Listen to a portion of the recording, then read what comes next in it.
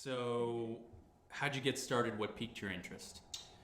Well, I did my first weightlifting class in high school, and that was like the first time I ever did it. And I definitely enjoyed it, but didn't realize how much I enjoyed it until I was 20 and I was in Afghanistan.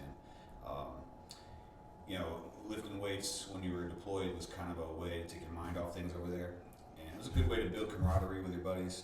It's just, I really fell in love with it, and also like it gave me a goal. See, I spent a lot of time when I was overseas in the beginning dwelling about being there, my family. At 20 years old, you're thinking, oh, all my friends are in college and partying and having fun, and I'm over here in a third world country digging up landmines. What stupid decisions did I make that got me here? And but where was I going with that? Oh yeah, so yeah, you lift the weights to kind of stop thinking so much about home, and then I thought to myself, you know what? I'm gonna lift so much and so hard, and when I get home from this, I'm gonna shock everybody. Everybody's gonna be like, "Wow, what happened to you?" And sure enough, I got home. That's exactly what happened. Everybody's like, "What'd you eat? What'd you eat over there?" MREs, but no, I loved that recognition. The acknowledgement for all my hard work. So obviously, I wanted to pursue it further. And so I did. And, I kept working out, bouncing around from gym to gym, reading, Flex and Muscular Development magazines front to back. I didn't have a lot of money at the time, so I'd usually just go to Walmart, pick up a new issue, read it in the store for like an hour, and then put it back and then leave. I'd get the information I needed, And then it wasn't until I was like 25. No, I was 24, and I went to my first bodybuilding show. I found out there was one right down the road. And it was 2008. It was right after Dexter Jackson won the Mr. Olympia, and he just so happened to be the guest poser at that show down the street 2 weeks later. And I was like, "What? Mr. Olympia's gonna be down the street? Oh man, I gotta go meet him." So sure enough, I went to the show and I got to meet Dexter Jackson. And of course, I was starstruck and just amazed at what he looked like, and he's a really cool guy. And after I got to meet him, I decided to go into the theater and watch some of the show. And that's when it hit me. If I compete, I'm not going to be competing against monsters like Dexter Jackson. I'm going to be competing against these guys. I can hang with these guys. So that's what I did. I said, a year later, I'm going to be on this stage. And that's what I did. I came back a year later, and I got second in the novice heavyweight class. And I didn't have much expectations. I did my own diet and everything. Not that I knew what I was doing, but like my only information back then was like, don't eat fattening foods, and maybe do some cardio. But still, I had the iron bug. I was definitely hooked already. So, and then getting a trophy for my hard work sealed the deal. I was like, oh, look what I got, this little figurine of a guy flexing, like this is awesome. I can't wait to do this again. So a year later I did, but here's the thing, when I was at that show and I was backstage, I got to see like what the open bodybuilders look like in person. That's when my eyes really opened. I was like, wow, these guys are shredded and huge. And I was like, okay, so now I know what the standard is, even though that wasn't really the standard. That was just a local level NPC standard, but still, to me, my first show, that might as well be a professional bodybuilder, So a year later, I came back, and not to that show, I did the Victory in the Valley, and I moved up to the junior division, and I won the overall. And I was like, I got a sword for it, too. Yeah, right? A sword. So yeah, I was like, I'm going to keep doing this forever. This is my thing now. I'm a bodybuilder. Mom, Dad, I'm a bodybuilder, and they weren't too thrilled about it, especially my mom. Actually, my dad, he's always supported just about everything I've ever done. My mom too. I'm not, she's just always been the concerned mom that wants to make sure I'm being safe, and by the way, I love my parents to death. They're the coolest parents in the world, seriously. But anyway, so I kept going with it, and I took a couple years off after that. And to try to make some money so I could actually afford the bodybuild, the food and stuff. Because at the time I was like, it was ramen noodles and cans of tuna. It was like the cheapest way to get carbs and protein. And that's what. And of course I would spend like half a paycheck on junk at GNC.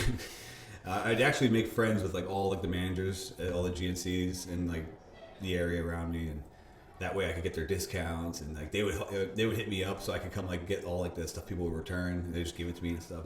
That's the stuff you had to do when you're younger, because you couldn't afford it, and you didn't really even know what you were doing 100% yet, or you're still figuring out things. So whatever you could do, to get the edge or to help you progress, you were going to do it. And that's what mattered to me more than anything at the time, like it does now. So I was willing to drive 45 minutes to a different town as GNC just to get $100 worth of stuff for free, because, I couldn't afford that stuff. So, but yeah, after that I moved to Wilmington, North Carolina when I was 26.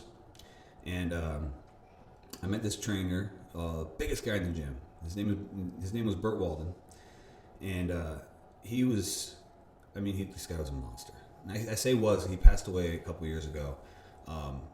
He was we called him a gentle giant. The guy was huge, super heavyweight. And the kind of guy you can't not notice in the gym. He's just that big. And then you meet him, and he's got this deep, deep voice, right? And you're immediately intimidated by this guy. And after like 10 seconds of talking to him, you realize this guy won't hurt a fly. He was the nicest person. Long story short, he said, "Hey, who are you? You're new here, right?" And I was like, yes I am. Please don't eat me."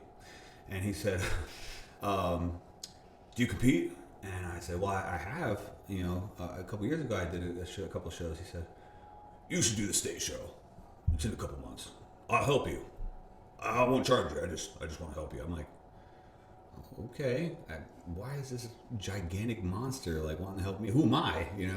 I'm just this punk kid wearing a tank top in the gym, and he just singled me out. So that was enough for me, though, to be like, well, if this guy sees something in me, why not? So I did the state show, and I had, again, and this was my first time doing the open category, like moving into the category where you actually get to qualify for nationals if you do well and whatnot. So I moved up to that division, and it was my first time doing the open, and it was my first time doing the state show.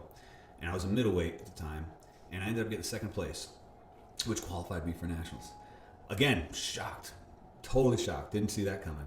But since I was so close to winning my class, and her and I had just started dating prior to that, a few months prior to that, and I was actually preparing her for the Gold's Classic 7 weeks after the state show. It didn't take much convincing on her part to tell me to do the Gold's Classic with her. So that was the game plan. We ended up doing the show together. It was her first show and my fourth show, second time in the open. I won the overall for bodybuilding, and she won the overall for figure. And then after that, it was just a series of shows. She went on to turn pro. I moved up to started doing national shows.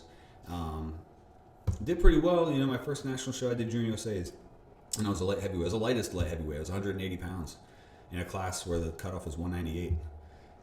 And these guys outweighed me by 20 pounds, and somehow it was like over 30 guys in the class. Somehow I got second, but it was one of the best feelings. It felt like first to me, kind of like last night. To me that's such a huge accomplishment. And again, it was the same show where she turned pro, so it was like. It was just such a great experience, and I kept going from there. But then, but I'll be honest with you, my future in bodybuilding was always very blurry in my mind. Yes, it was my passion, but I knew what the standard was for today's bodybuilding. I knew what the criteria was. It has evolved so much in the last 3 decades, and I knew if I was going to be a serious, successful bodybuilder, I was going to have to start doing things that I may not have been 100% comfortable with at the time. Not to mention my overall goal for my physique, what my vision was not the look of today's modern bodybuilder. I respect the hell out of today's modern bodybuilders. They're extremely impressive to see in person or even just in a picture. But and it's wild. You got to respect it. It's just so wild. These guys are walking science experiments gone right. You know what I mean? Like they're real life Hulks. You know what I mean? It's comic book characters, and as much as I love it, it's kind of like bull riding. It's like it's fun to watch it. You're not going to catch me on a bull level. It's like I'm not going to do that. But with bodybuilding, for me, I always loved that old school look. that classic look from the 70s and 80s, you know. For two reasons. One, because the physiques were... Arnold said this, you know, he said back in his day, you know, if a bodybuilder was like himself or anybody that, you know, competed during that time period, was just walking down the street or walking down the beach shoreline, and people would spot them and see them, they would point and say, wow, look at him. He looks like a superhero. Wow, you know, they'd be so amazed, mesmerized, impressed, you know, and admire, you know, that guy. But now you see today's modern bodybuilder walk down the sidewalk or down the beach, and it's like people point and go, wow, look at that steroid out freak, you know. It's like no, they don't respect it. They don't see it as art anymore. They see it as a vain and unhealthy thing to do. And you know, it's a shame that it's gotten that rap, but you know, it kind of didn't have a choice. You know what I mean? Like, if you think about where bodybuilding had no choice but to evolve in the direction of size and conditioning.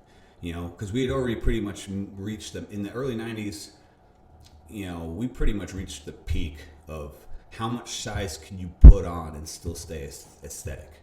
You know, like I have to say, like Flex Wheeler was probably one of the maxed out versions of being as big as you could be and being as aesthetic as you could be.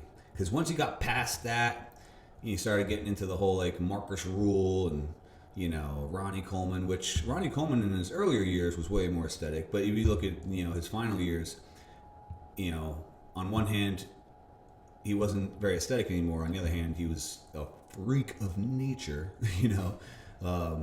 And now you've got Big Ramy. So, you know, people want to see, how big can we get? What can we do to the body? But in as much as I want to see that too, that's not what I want for myself. I still love and appreciate and admire the old school look, because to me that's art. You know, it wasn't just about being the biggest guy or the strongest guy, the freakiest guy. How many veins do I have in my arms today? You know, like it wasn't about that. You know, it was about being a walking art project. You know, having a vision and creating that with your own physique. You know, and that's what I've been trying to achieve with my physique this whole time. And the other reason that I love that time period so much is because of the posing. I love posing. It's my favorite part of this sport. And why? It goes back to the whole, you know, artistry of the sport. It's you know, you work so hard for months, years to build and develop this beautiful muscular physique based around the vision that you've had all these years. And you know, when you get to pose, that's your way of getting to display your work of art for other people to see and appreciate.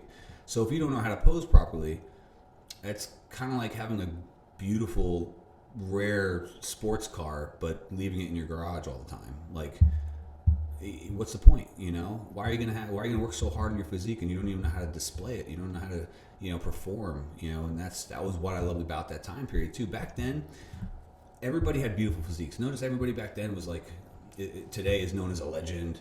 And when you think about certain poses or certain styles, you can refer it back to certain people. Oh, that's so Frank Zane. Oh, that's Arnold. Oh, that's, you know, so that's Lee Labrada. You know, like everybody, you can relate it back. You can trace it back to somebody from that time. And it was because back then, you weren't able to just win by being the shredded guy or the biggest guy. You had to draw the attention. You had to draw the eyes to you, the judges, the crowd. And how did you do that? Posing. You had to be able to hit a pose so beautifully that it was lights out. As soon as you hit it, everybody just stared at you. There could be 20 guys on the stage and they might as well be invisible because everybody's staring at you. Like Frank Zane never weighed more than 185 pounds on stage, but he's a 3-time consecutive Mr. Olympia. And he was going against guys easily 40 pounds to 50 pounds bigger than him. But they couldn't stand next to him, you know, because as soon as Frank Zane pulled that vacuum or threw his arms above his head or did just about any of his classic shots, everybody else was just insignificant at that point. Unless, of course, Arnold was on stage, in which case then Arnold was the one held in the spotlight. And actually, Frank Zane said that once. He said, you know, if Arnold's on, it was like after the 1980 Mr. Olympia when Arnold came back and won it after 5 years being retired. Frank said, yeah, if Arnold's on stage, you might as well compete for second. It doesn't matter. He could show up out of shape and he's still going to win. It's Arnold. It's like he's the king. That's just how it works. And but yeah, that's what it took back then, was bringing something unique to the stage that was that highlighted your best features and gave your physique something more personal, like something that if you hit, like for example, Frank Zane hit a pose. Today we got how many classic pros trying to do the exact same pose? Are any of them doing them like him? No, not many. And it's because he had his own way of doing it, and it's not just his own way. His physique was developed in such a way that he could hit that pose and it looked right with his physique. Not everybody's built the way they need to be built to hit a pose the way. So, for example, unless you have 22-inch arms and a gigantic chest, small torso, tight waist, tall body, you're 6 foot, you're probably not going to be able to pull off Arnold's poses like him. He had a very unique build, and that's why he did so well. He didn't try to fight what he didn't have. He just enhanced what he did have. He knew he had arms. He knew he had a chest. So if you look at all of his poses, they were all arm and chest driven poses. You know what I mean? And there were such iconic shots, and nobody could hang with that. You know what I mean? So you didn't see Arnold doing a whole lot of most musculars. You didn't see him doing a whole lot of front lat spreads. I mean, he would do them, and he looked great doing them. But it's more common. You're going to see Arnold doing a bicep pose, one arm, two arm, back double bis, tilted double bis, praying mantis poses. You see those all the time because those were his power shots. Anything with arms and chest was going to be his go-to. Like Tom Platz, anything where he could really highlight his legs, he's going to show off his legs. So that's what a real artistic bodybuilder does. They look at their physique, they decide where their strengths are, and then they work on poses that ultimately enhance those attributes and hide weaknesses. So when you hit that pose, boom, that's what everybody sees. They see like what you want them to see. So, and a lot of guys today don't do that. They don't think about that when they're posing. They just think, okay, I have to do all these poses because everybody else is doing all these poses, whether they look good on me or not. There were years that go by, I wouldn't even touch certain poses in my routine. I would never throw a rear lat spread in a routine, like ever, because I hated it. I had a small, in my opinion, my back was small. It didn't look like a big Jay Cutler back, and it just looked silly when I tried to do a rear lat spread. So I would not put that in my routine. It wouldn't happen. Side chest is another one. Side chest is one of those poses that it just does not look good until you have enough development to look good. Like it's like it doesn't matter how well you hit it. You can hit it perfectly, and if you're not developed properly, if you don't have like the right development in your chest, if you don't have the right fullness in your hams and in the side of your leg, your hamstring doesn't drop properly, your waist isn't tight from the side, your delts in your arms aren't big enough. It's like there's all these little things that if you don't have them, when you hit that pose, it's just not going to look right, no matter how hard you try, no matter how you can get shredded and it'll look okay, but so like I said, I wouldn't do side chest for anything, like unless it was just a mandatory. So you're not going to catch me doing a side chest in a routine. Now it's different because I've spent 12 years trying to build up these body parts, and now and because I hated them so much and they were such an insecure part of my physique for me, they've become strengths. Like I didn't even realize. I'd put up these posts of some of these pictures of these shots that I used to hate so much, and people hit me up and be like, "Wow, that's a really great rear lat spread," or "Man, your side chest is money," and I'm like, "Thanks," because I hated that pose for years. So now people are seeing it as a strength for me. That means more to me than anything. Like, taking something that was once weak and turning it into a strength, that's what the sport's all about. You know what I mean?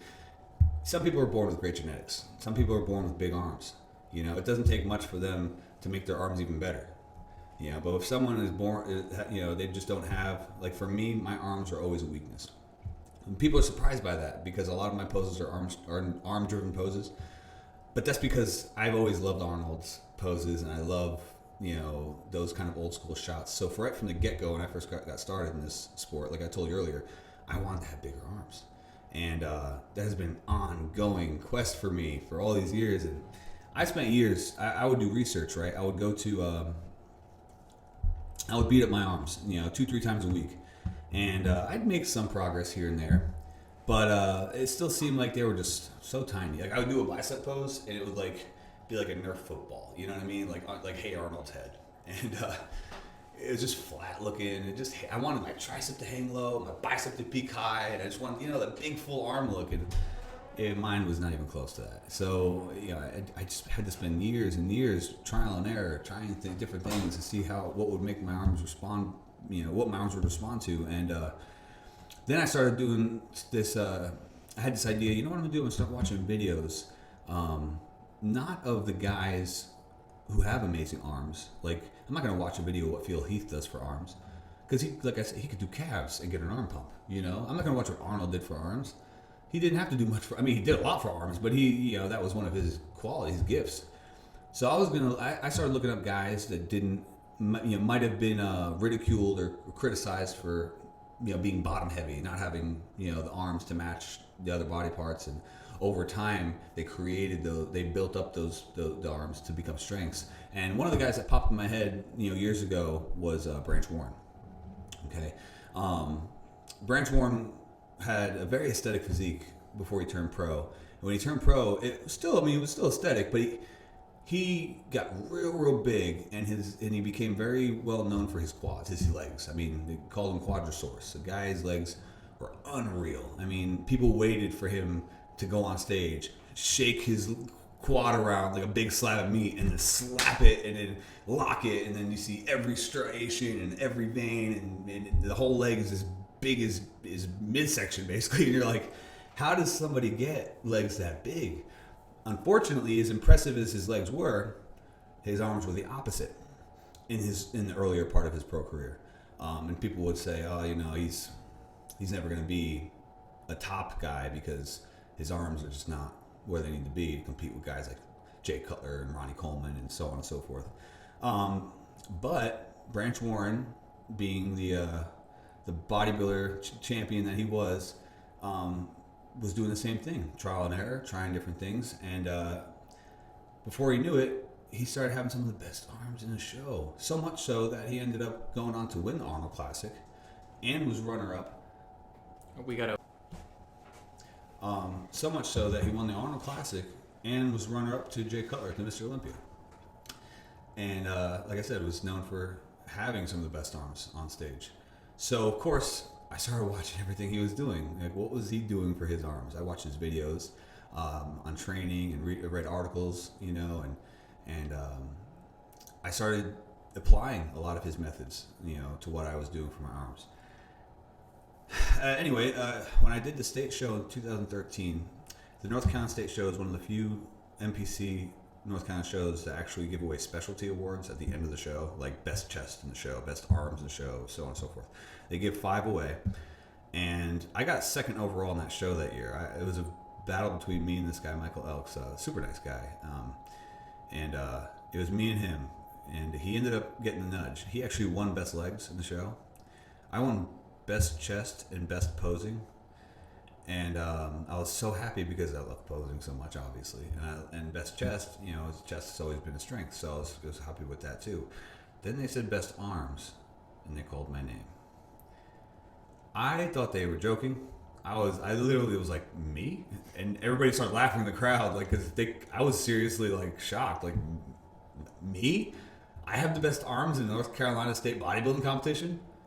What? It was better than any achievement before that, you know what I mean? Because it was something I was so, not insecure, but something that I felt was such a weakness on me, and I had been working so hard for years to get them to come up just so they can be decent. And before I realized what I was actually doing with my arms, I did enough to win the best arms in the state show award, So for me, that was a huge accomplishment. And then, so of course, I had to come back a year later and win it again because I wasn't gonna let anybody else have it. But like, since then, my whole attitude towards arms has not changed. It's still love hate. Like, I love where they've come, but still I look at them sometimes. I'm like, ugh, you're weak, you're tiny, you're nothing. All I gotta do is look at a picture of like Phil Heath. I'm like, my arms are stupid little chicken arms. But anyway, yeah. So that, to me, that's bodybuilding, man. Is looking at your physique and creating something based on a vision and what you ultimately want to achieve, with your physique down the road, and putting it together, coming up with a plan to put that together, and being dedicated to that plan, and loyal to that plan, and so much so that you nothing will get in your way, nothing will stop you, and that's always been how I approach the sport. It's like I was saying earlier, my whole motto is like, only do what helps you get closer to your goal, never do what hinders it.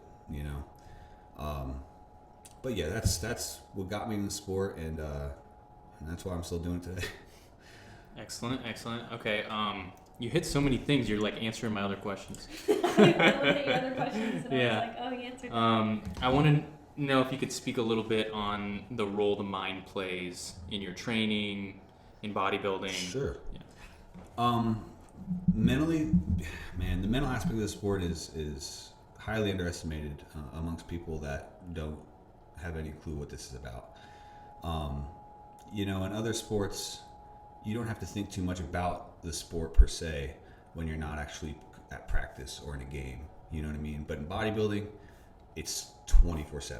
From the moment you wake up to the moment you close your eyes, every choice you make, everything you put in your mouth, every drop of water, everything, all the cardio you're doing, the supplements you're taking, every meal is weighed out perfectly and designed to meet your specific needs. All the extra stuff you got to do beyond that. Like, I go get Graston done now multiple times a week. You go to a chiropractor, you get adjustments done, constant stretching and mobility training, and foam rolling, and the list just keeps going on and on of little things that you do throughout your day, every single day. I mean, there's a whole stretching routine I do before I go to bed. Even if it's like 11:30 at night, I'm like, I just want to just get in bed. I still will go through my stretching because, there's just certain things I've, been doing for years now that I ultimately feel have helped me, progress. And whether they do or not, if I feel they have, then I can't stop. You know what I mean? Mental, and that's part of the mental aspect I was talking about. Like, if I say, no, so I'm not going to do it, I'm too tired, and I go to get in bed, I guarantee you, 30 seconds into laying in bed, I'll be like, I'll get up and go do this. And I will. I'll get up and I'll go do it. I just won't let myself. Same thing with diet. A lot of people, they say the hardest part about it is the dieting and stuff. Well, that depends on perspective, because I can see why you would think that it's the hardest, but that's all about discipline. If you have enough discipline, it's actually the easiest part. For me, it's all about, it's all about perspective. If it's not in my meal plan, it's not an option. It's not allowed. I had a client hit me up last week asking about snacking. Is there something they can do as a snack between meals because they're so hungry? I said, no, there's not. The bodybuilders don't snack. There's no snacks. You eat a meal, you wait for your next meal. That's how it works. There is no snacks.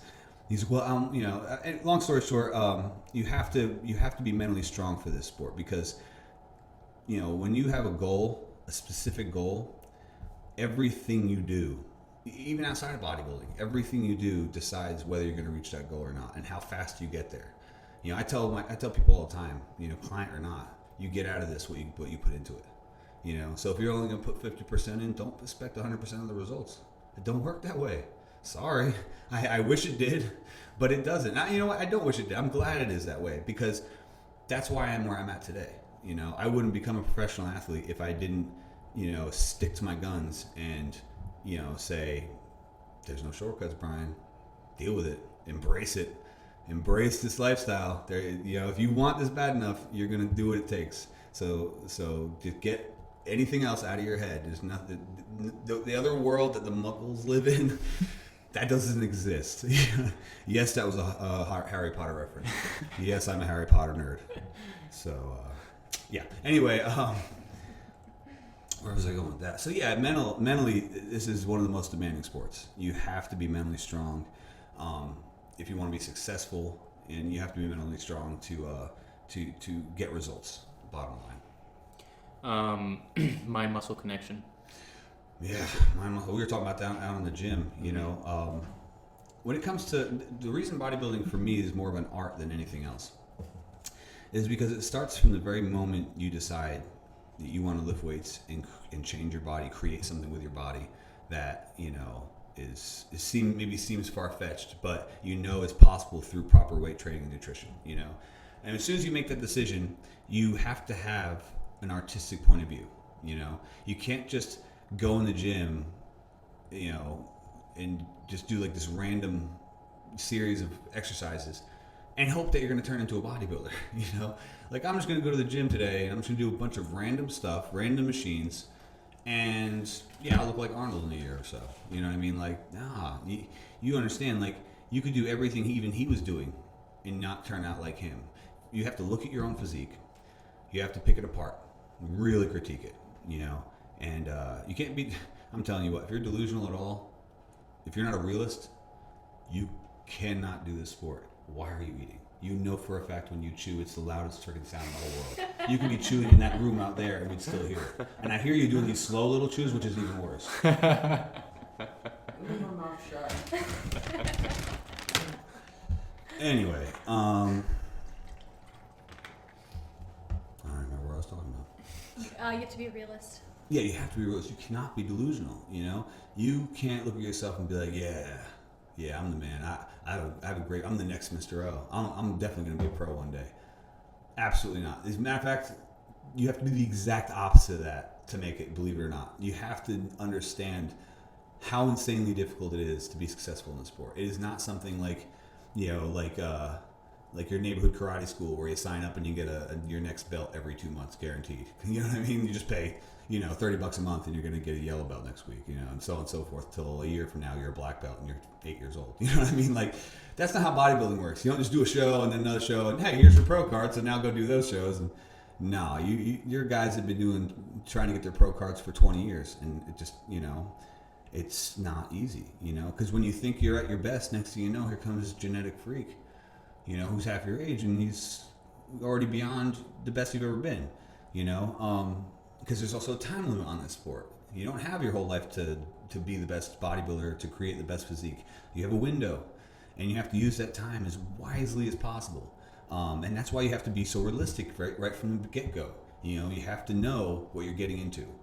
This sport takes so much work. And going back to what I was saying about muscle mind connection, so you pick apart your body, you think about what you need to develop, what you're missing, or what your weaknesses are, and you know, ultimately what you want to achieve with your physique, you know, in the end, which there is no end.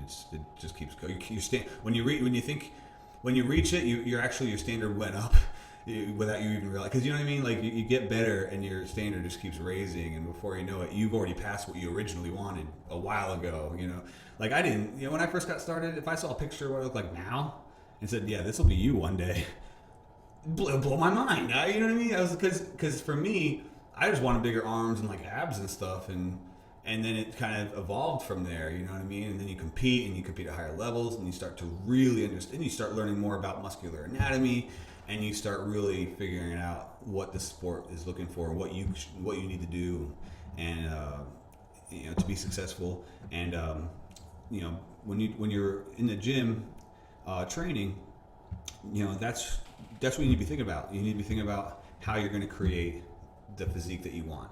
So back to what I was saying, you know, you look at your physique, you look at a picture of your physique, or you look in the mirror and you start picking it apart and you say, oh, okay, I need bigger delts. Oh man, my lats need to be wider or lower or deeper, or oh, I need more depth in my back, or my traps are weak, I need them to be higher, my quad sweep is too small. And you just make a list of all these things. And after you make that list, then you start coming up with this game plan to create, to build and develop those weaknesses into strengths by using your training, you know, and your dieting as your tools, you know. And that's why you have to be so specific with what you're doing with your training and your diet. You know, when people ask me, like, you know, when I come to the gym, do I just decide like on the spot what I'm doing or whatever? And I'm like, no. I mean, there are days, almost every day, yeah, I come to the gym and I'll, you know, I might not know what my whole workout's going to be. I might, you know, it might be busy and I'll be kind of switching things up, maybe changing things, doing something different that I don't normally do, or whatever. But there is always a rhyme and a reason for what I'm doing. It's not like I'm just like, I'm bored, I feel like doing this exercise now. No, I'm thinking in my head like, okay, I just did rear delts. I want to also hit, my medial delts, but I'm not done with my rear delts. So what can I do I can maybe that's superset with some rear delt flies, and you start kind of just putting this plan together, and like over time, you start to develop, those areas, and it takes years. This doesn't happen overnight. So you go into it with the expectation that this is going to be, you're in it for the long haul. The expression, this is a marathon, not a sprint. It's cliche because it's been said a bazillion times by now, but it's it's just as true now as it's always been. Bodybuilding is not something that happens quickly. Becoming a bodybuilder takes years and years of sticking to your plan, sticking to your guns, and putting in the work and going through the ups and downs and dealing with being stuck at plateaus and figuring out how to get past those plateaus and dealing with injuries and figuring out how to train around those injuries and dealing with financial issues and getting sick sometimes and all sorts of stuff getting your way. And you have to kind of figure out how to deal with those obstacles and get through them and come out on top, on the other side. And that's that's what I've been doing all these years. Like, yeah, there are times when I'm just like, man, this is hard. I'd rather just not go to the gym today and eat a box of Cinnamon Toast Crunch. Oh, that would be awesome. And then you're like, but I've already been doing this for 10 years, so I guess I'm going to go to the gym. You know what I mean? Like, I'm not going to throw all that down the toilet because I want to eat Cinnamon Toast Crunch today. That cereal ain't going anywhere. And there will come a cheat meal soon where I will say, you know what? Come here, Cinnamon Toast Crunch. I'm putting you away today. So, yeah, it's like, it's not all like nonstop, work. And you have to be 24/7 into it. But there are those occasions when you get to, put the weights down and pick up the candy bar. You know what I mean? But you got to earn it. You can't, guys that like, quote unquote bulk by eating junk and all that stuff. That's just a bullcrap excuse to eat junk. That's not real. True bodybuilders, they grow by eating quality food. Cheat meals are there more for the mental aspect we were talking about. If anything, yeah, there are benefits like speeding up your metabolism or spiking your metabolism. Maybe you've been prepping for a long time and you haven't had any in a while and you just need it psychologically. You know what I mean? Like, so yeah, I mean there are definitely benefits to the cheat meals beyond just that it tastes good. But yeah, sometimes you just need that mental break. And if you're working your butt off every single day, there are those occasions. We eat a cheat meal once a week. Even during prep, it's like every Saturday we plan to go get a burger and fries or pancakes or something like that.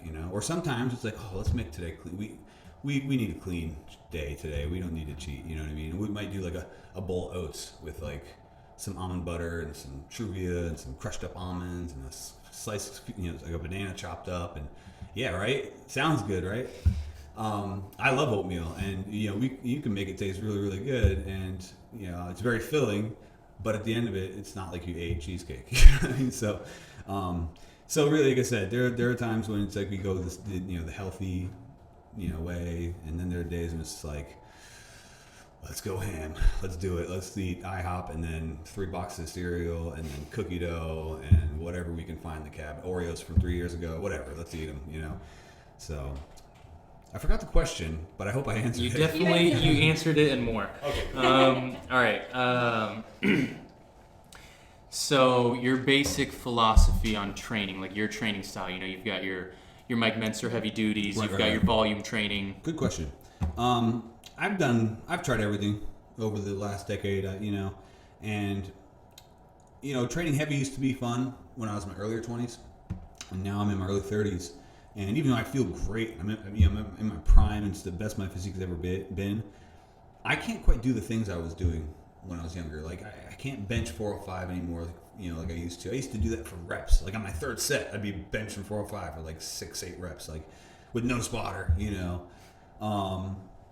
then, I had a couple close calls with some, my shoulder, and my elbow, and had a couple strains, and you get to that point where you start to think, maybe I don't need to be doing this much weight, and to get the kind of results I'm looking for, and sure enough, you start to figure out how to get better results without having to do those such high what's the word, like such taxing movements on your body.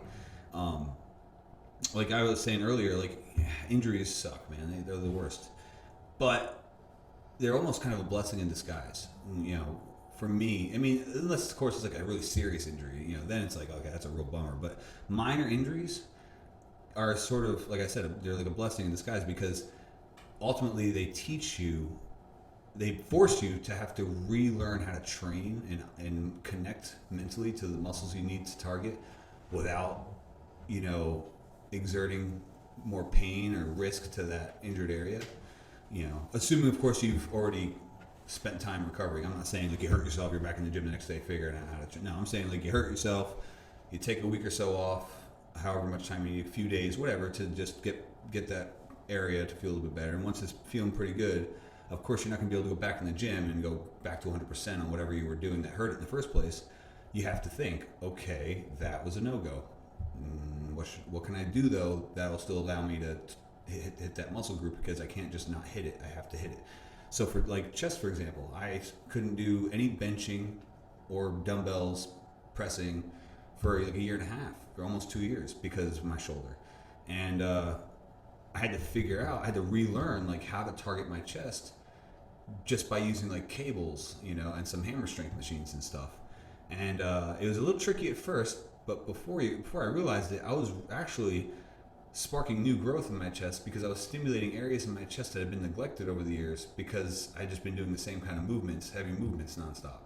And now here I am doing these nice, slow, controlled movements where I really have to focus on just what I want to target and avoid using anything that could possibly cause me pain or discomfort, or you know, cause an injury, you know what I mean, or make something worse, you know, if it's already injured. So that's what I was doing, and like next thing you know, people start coming up to me in the gym and like, man, what are you doing for chest? It's looking even bigger now. And I was worried that I was just getting smaller because I wasn't able to do any pressing. And I was like, I told them, I'm doing a lot of cable stuff, a lot of slow, controlled movements, you know, and they're like, wow, it's definitely improving. And I was like, well, that's awesome, because I was afraid, and I was really afraid that I was just going to, lose my chest altogether. So it goes to show you, you don't have to, train super heavy to, develop muscles. You don't have to do that. I like to go moderately heavy, where it's still challenging, but I can continue. But I'm in full control, and I can keep my form. If I have to sacrifice my form, or I'm not controlling the weight, and I'm shaking too much or something like that, it's too much weight, or I'm done with the set. I need to stop. I love doing supersets. I love doing drop sets. Anything where I can push more blood into that muscle is the goal. I'm a firm believer in time under tension. So for example, I'll do a set for 25, 30 reps and squeeze as much blood into that muscle as possible over doing a set of like 10 reps with much heavier weight. You know what I mean? Like, because at the end of that 20 to 30 reps, my arms and whatever I'm training is gonna be much more blown up. It's kind of like a balloon, right? Take a balloon, and if I said you have 30 breaths to blow into this balloon, right? And then I gave you a balloon and I said you get one big breath or 3 big breaths, you know what I mean? Whose balloon would be bigger? The person who gets 30 breaths, even if they're just regular breaths, So, and that's kind of the same, concept with your muscle bellies. You're pushing more and more. Take your arm, for example, your bicep. You push more and more blood into those bicep heads with each curl, right? And each curl, you keep pushing a little bit more. At no time do you take the tension off the arm, because when you do, that releases blood out of the muscle. So you keep going. You keep saturating those muscle fibers with more and more blood. And the more you saturate it, the more the muscles will fill up and expand and stretch the fascia that surrounds the muscle. It's like a sheath for the muscle. And the fascia is basically what decides how big your muscle is going to be. And that's why, Hani Rambod has this whole FST7, fastest stretch training. He gave it a title, but it's a method that all bodybuilders have been using for years. He just patented his own thing. But yeah, it's the whole concept is pushing as much blood into the muscle as possible so that you can stretch out that fascia, and that allows for more room to grow into. You know what I mean? So, so that's the kind of the whole idea. You stretch, you do these high volume sets and supersets and drop sets, and you really try to pack in as much blood as you can, and then you feed the muscle, you know, and over time you get that fuller muscle belly look, you know. When people talk about muscle bellies, they refer to certain people like Flex Wheeler or Lionel Bayaki or Phil Heath, you know, guys that had the full round muscles and deep lines, and that's what I always liked. That's what I always wanted. So that's always been my style of training, you know, like the way they train, because I ultimately want that look. You know, I feel like if you train super heavy, you're going to tend to get more of that power lifter look, you know, where you don't have the big full round muscle belly. You may look super stocky, you might have big traps, you might be big and broad and a barrel chest, but you're not going to look like me walking down the beach. You know what I'm saying? I'd rather look like, you know, Flex Wheeler. I'd rather look like a comic book character. I think the powerlifters are awesome and they're huge. You ever see Bjorn? What's his name? Thor Bjornsson or whatever. He or Eddie Hall. I mean, Kevin Shaw. These guys are massive. I love all sports, but anything with weightlifting is cute. I love watching weightlifting, especially strongman competitions or Highland Games or anything like that. It's so much fun because these guys are monsters, and they're doing athletic feats of strength that are literally superhuman. So don't get me wrong, I'm not knocking them or anything. I respect what they do, and I'm super impressed. If I tried to do a squat with the amount of weight these guys do, it'd snap me in half. My knees would buckle. I would fold up like a plastic G.I. Joe. I wouldn't be able to hang with those guys. But visually, I prefer the bodybuilder look, and that's why your training style has to be specific for that. You know, that's why earlier I was saying you can't just come in the gym and just have this random hybrid of different kinds of exercise, you know, or training methods. You can't come in and say, oh, I'm gonna do powerlifting stuff today, and then tomorrow I'm gonna do more bodybuilding stuff, and then this weekend I'm gonna do CrossFit, and you know, it's just not. It doesn't work. You're not gonna put together the physique that you want ultimately. You're just gonna end up with something that looks very athletic. And then you're going to be that guy who wants to compete, and then you're going to wonder why you're missing things and you can't hit poses properly. And it's because you didn't spend enough time focusing just on bodybuilding, you know. But I know we covered that earlier. So we're going to do a roundabout and start talking about everything all over again. Did I answer it? Yeah, you answered Yeah, you got it. You got so much for me. I'm going to be spending forever going through this. So this is perfect. Do you have any more questions? The last thing I think I kind of want to cover is just inspirations, like people you looked up to. Okay. Give me just a second to think about it. I already got my first one in mind. It's my go-to. Okay. Inspiration. Wow. Well, first off, Lee Labrada is a big one for me. I am actually a sponsored I'm a sponsored athlete for Labrada Nutrition, and that's actually one of my proudest accomplishments. She actually told me a few years ago they had this athlete search. They were looking for 2 new athletes to bring on board, and I'm the kind of person who will see something like that and then think, oh, wouldn't that be cool, and not even think twice. She saw it and she was like, you need to do this. You need to, why not? You know, she's like, one of the requirements is that you have to send in 3 to 4 pictures that were taken within the last 3 months. And I had just got done doing like 3 shows back to back. I had plenty of stuff, you know what I mean? So I waited till like the last day, of course, to enter, and I was like, all right, why not? I was sitting on the couch, I entered, no expectations. You know, I figured this was just 1 in a million shot. A week later, I get an email saying they chose me as a finalist. And I had the, you know, they said they wanted me to make a short video about, you know, who I am and why I'd be an asset to the team and all that stuff. So I got with a friend and we put together a video, and you know, again, didn't have much. I was already shocked that I even made it to this far. They had 7 guys and 7 girls at this point, finalists, out of like thousands across the nation, apparently. But which I don't doubt actually, because I mean, Labrada Nutrition. They've been around since 1995. They're one of the biggest nutrition companies in the world. And who's not a fan of Lee Labrada? You know? So, and they're a family-run business, and they're awesome. They really are. They flew me out to Houston a couple years ago. I got to meet like the whole team and everybody, and most of them are actually related to Lee Labrada. A lot of his family works with him in the company, so it's really cool to actually be a part of it when I'm not related, even though Lee Labrada has Cuban heritage, and that's where my family comes from. So, which is why he picked me. Nah, he actually found out way later. But so yeah, I made the video, and they ended up contacting me. And actually, I was sick on the couch, and I was really bummed out. I was whining. When I'm sick, I'm a baby. I can deal with pain, no problem. But when I'm sick, I'm like the biggest baby in the world. Apparently, most guys are, but I'm bad. I'm really bad. So she's on the couch, and on one couch, I'm on the other, and I'm whining to her about whatever. I mean, everything's bothering me because I'm just sick and hating life. And then my phone rings, and I look at it, it's a Texas number. And I remember that the Labrada Nutrition headquarters was in Texas. So I answered the phone, I said, hello, and the voice on the line says, hey, Brian? Immediately, I'm like, okay, this person knows who I am. I'm like, hey, hello, who's this? Hey, it's Lee Labrada. I almost dropped the dang phone. I went from feeling miserable and hating life and whining to just on my feet and just jumping around the house, and I'm like stuttering on the phone, like I'm, I didn't even know how to talk to him, He's like, hey, I just want to know that we loved your video and we'd love to have you on board, and what are you doing next month? We'd love to fly you out to Texas for the Lee Labrada Classic, and I'm just like speechless. I don't even, what do you say to one of the greatest bodybuilding legends in the sport? And he's like, he just called your cell to say, hey, join my team. Like, what? Are you sure? Like, like I'm talking now is exactly how I was on the phone. Just, yes, whatever. Yeah, awesome. I love you.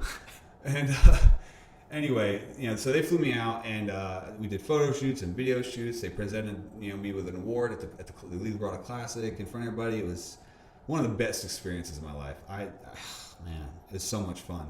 And then, the following year, I turned pro at Junior Nats, and he called me like a week after I turned pro to congratulate me, which again, it was like, oh my God, he called my phone again. And he offered me an actual contract, because at the time, originally I was more of, I was an athlete, but there was no contract involved. It was more of kind of like, trial period, I guess. And, but because I turned pro, I guess I earned my spot, and Lee called me and offered me an actual contract, and of course it comes with the perks. They help you with paying for shows, they help with supplements and stuff. But the biggest and coolest thing, which I haven't actually taken advantage of yet, but I swear I will soon, because this is such a big deal. It's just he lives in Texas and I live in North Carolina, which is why it's not easy to do. But the last thing on the contract was that Lee Labrada is now my personal opposing coach. Or I should say, he'll coach me in posing if I ever get that opportunity, and I cannot wait for that opportunity. So Lee, if you're listening to this, let's set a date and work on some posing, because that would be epic. Please, sir, thank you. Anyway, so yeah, what was the question? Oh, inspiration. So yeah, Lee was a huge, and the reason Lee was such an inspiration was because I was never a big person, and when I got into the sport, I'm still not a big person. I mean, I just competed yesterday in the low 190s, and I've been doing this for over 10, 12 years. Technically, I should be like 270 pounds on stage at 5'9", you know what I mean? But I was never a big guy, and even all throughout the years of trying to get bigger, I was never able to achieve that kind of size, and I didn't really need it anyway, with the way I'm built and stuff. So, I was so inspired by Lee because he was never the big guy. He was actually quite a smaller guy. But like Zane, in a way, he was such an amazing poser, paired with such an amazing physique. When he would be on stage and hit a shot, it was lights out. You couldn't stand next to the guy, really, which says a lot more about him considering who was competing at that time period. Flex Wheeler, Sean Ray, Kevin Ronnie, all these guys. And he was there with them, and he was beat him, and that to me was amazing, because I saw if someone like him could do it, then I could do that too. I don't have to be the freak monster on stage to beat everybody. I can be the aesthetic guy with great conditioning and outpose all these guys, So that's why he's such a big inspiration to me. And then on top, I'd say my biggest inspiration, probably my pops. My dad is a big deal to me. He's the kind of guy who works super, super hard in silence. You don't know much about him. You see him, you wouldn't think twice, because he's just a regular guy, but he's the guy who always put his family first, who loved my mother since they were teenagers, still does, and like his kids were everything to him and still are, you know. And he's also my biggest supporter, you know, next to Audrey, of course, but like he's my best friend. I can't even, like, I could tear up right now thinking about the guy because his attitude about life and how he's handled some of the things him and mom have had to go through in life, and for him to be so proud of me, it's a big deal. You know, it's a real big deal. I love that guy. So those are two of my inspirations. Of course, there's other ones out there. I was really inspired by Arnold and Zane and, you know, guys like that. And they're beautiful posing. Audrey inspires me because she's fearless, and well, most of the time. So. Anyway, but yeah, and then I'm also inspired by, you know, guys that I compete with now. You know, I see like last night. I was backstage watching, you know, kind of like we all do. We're all like looking around, watching each other pump up without actually making it obvious. Just kind of glancing around, and I would just like walk past people and just be like handing out compliments like left and right, and sincerely though, not like, you know, just blowing smoke. I'd be like, dude, your back, dude, your legs, dude, your, you know, ears, whatever, you know what I mean? Maybe not ears, but you know what I'm saying. Like I would just see things on different people and be like, wow, that's so impressive, man. Like, did you see the one guy? He competed yesterday. I think got second call-outs, and he had one leg. Yeah. Did you see his back? Wow. Yeah. I mean, he's got a bodybuilder back. He's got those hanging lats, full muscles back there. It looked like slabs of meat. And I was like, man, that's what I want. I want that fullness back there. So when I crossed paths with him backstage, that was like the first thing. I was like, hey, man, your back is nuts. Hi, I'm Brian. Nice to meet you. And so, yeah, I'm inspired by the guys I compete with now, you know. Yeah, they're my competition, but at the same time, they're the best physiques in the world, you know. How could I not be? How could I not see these guys and be like blown away? You know, that's why I'm so humbled to be able to be one of them, you know. Like that blows my mind. You know, I'd be watching looking at all these guys like a fan, and then forgetting the fact that I'm one of these guys, you know, and that they're doing the same thing to me, you know. So, yeah, when it comes to inspiration, yeah, I guess I can find inspiration for a lot. You know, I got inspiration from comic books when I was a kid. You know, X-Men. You know what I mean? I was inspired by, you know, so much. Even my little brother. You know, he's growing up. He was always the kid who was like the best on his team because he was always having to deal with his big brother beating him at everything. You know, and I always took pride in that. I was like, I'm gonna keep beating my little bro at everything, so he'll always be the best at his age.